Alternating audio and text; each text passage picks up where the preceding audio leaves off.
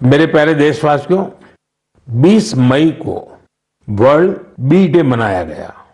यानी एक ऐसा दिन जो हमें याद दिलाता है कि शहद सिर्फ मिठास नहीं बल्कि सेहत, स्वरोजगार और आत्मनिर्भरता की मिसाल भी है। पिछले 11 वर्षों में मधुमक्खी पालन में भारत में एक स्वीट रिवॉल्यूशन हुआ है। आज से 10-11 साल पहले भारत में शहद उत्पादन एक साल में करीब 70-75 हजार मैट्रिक टन होता था। आज ये बढ़कर करीब करीब 1.25 लाख मैट्रिक टन के आसपास हो गया है।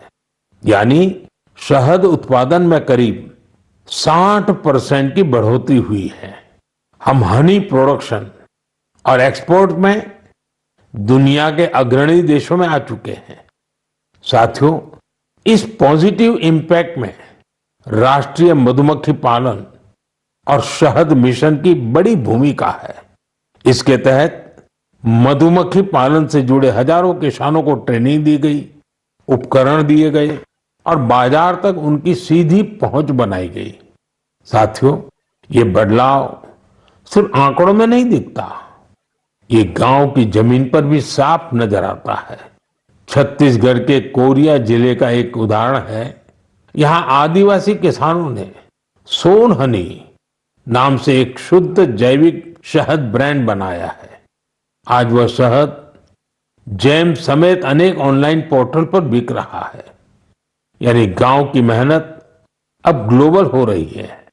इसी तरह उत्तर प्रदेश, गुजरात, जम्मू कश्मीर, पश्चिम बंगाल और अरुणाचल प्रदेश में हजारों महिलाएं और युवा अब हनी उद्यमी बन चुके हैं। साथियों, और अब शहद की केवल मात्रा नहीं, उसकी शुद्धता पर भी काम हो रहा है। कुछ स्टार्टअप अब एआई और डिजिटल टेक्नोलॉजी से शहद की गुणवत्ता को प्रमाणित कर रहे हैं। आप अगली बार जब भी शहद खरीदें तो इन हनी उद्यमियों द्वारा बनाए गए शहद को जरूर आजमाएं। कोशिश करें कि किसी लोकल किसान से, किसी महिला उद्यमी से भी शहद खरीदें, क्योंकि उस हर बूंद में स्वाद ही नहीं, भारत की मेहनत और उम्मीदें घुली होती हैं। शहद की मिठास आत्मनिर्भर भारत का स्वाद है। साथियों, जब हम शहद से जुड़े देशों के प्रयासों की बात कर रहे हैं तो मैं आपको एक और पहल के बारे में बताना चाहता हूं। ये हमें याद दिलाती है कि हनी बीज की सुरक्षा सिर्फ पर्यावरण की नहीं, हमारी खेती और फ्यूचर जनरेशन की भी जिम्मेदारी है। ये उदाहरण है पुणे शहर का, जहां एक हाउसिंग सोसाइटी में मधुमक्खियों का एक छत्ता हटाया गया। शायद सुरक्षा के कारण या डर की वजह से, लेकिन इस घटना ने किसी को कुछ सोचने पर मजबूर कर दिया। अमित नाम के युवा ने तय किया कि बीज को हटाना नहीं, उन्हें बचाना चाहिए। उन्होंने खुद सीखा, मधुमक्खियों पर सर्च की और दूसरों को भी जोड़ना शुरू किया।